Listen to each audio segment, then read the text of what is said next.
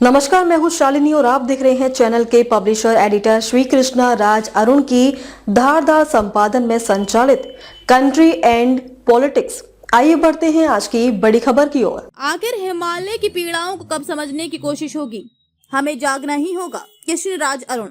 हिमालय में तेजी से पिघलते ग्लेशियरों की वजह से लगातार झीलों की संख्या बढ़ना और उनमें पिघलते हिमालय पानी का स्तर चारों ओर घटना एक बड़ी वैज्ञानिक चेतावनी। आने वाली आपदाएं कैसा संकट खड़ा करेंगी कहा नहीं जा सकता।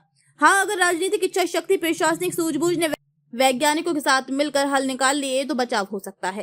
पहाड़ी राज्यों ने सुरक्षा को लेकर जितने भी कानून बनाए हैं, जन सुरक्षा, क्षेत्र सुरक्षा को लेकर वे कागजों तक सीमित ना रहे तो बेहतर होगा। अत्यंत हमें संकट से निपटने के लिए तैयारी कर लेनी चाहिए। पिघलता हिमालय बार बार चेतावनी दे रहा है कि मुझे संभालो, मुझे सुरक्षा, स्थिरता चाहिए, मेरा सब्र का बांध टूटे ना। इससे पहले वैज्ञानिक चेतावनियों पर ध्यान दो। शोध आंकलन में अनेक बार चेताने में जुटी संस्था गुलजारी लाल नंदा फाउंडेशन के प्रमुख चर्चित समाजकर्मी वरिष्ठ पत्रकार श्री कृष्ण राज अरुण ने हाल ही में वैज्ञानिकों की चेतावनी पर फिर ध्यान दिलाने पर जोर दिया है।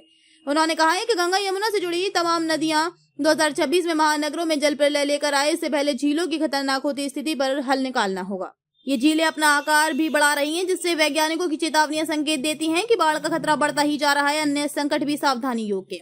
विश्व में आए दिन विभिन्न देशों सहित धरती के कंपन, जिसमें हमारे हिमालय में भी कंपन, बताती है कि जितनी जल्दी ना हो सके आबादियों के बोझ और भवनों की दुर्दशा, सुरक्षा संसाधनों पर ध्यान केंद्रित करना ही होगा। भारतीय राजधानी दिल्ली से जुड़े एनसीआर में सोनीपत केंद्र को बता चुके दिसंबर में ही भूकंपीय कंपन से लोग डरे सहमे दिखे हैं।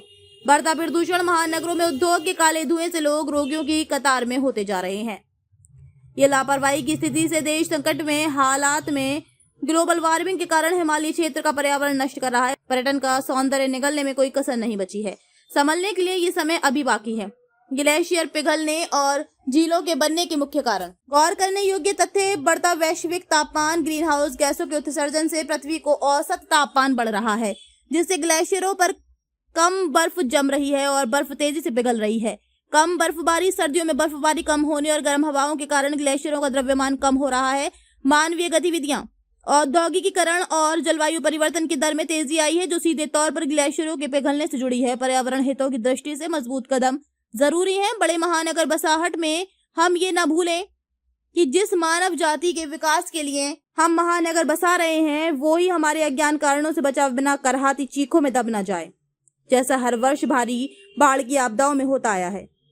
खबरों में अब तक के लिए बस इतना ही। फिर होगी आपसे मुलाकात, तब तक के लिए नमस्कार। देखते रहिए कंट्री एंड पॉलिटिक्स। ऐसे ही लेटेस्ट अपडेट पाने के लिए हमारे चैनल को लाइक करें। अगर आप हमें फेसबुक, ट्विटर, इंस्टा के माध्यम से देख रहे हैं तो हमारे चैनल को फॉलो, कमेंट करना न भूलें। धन्यवाद।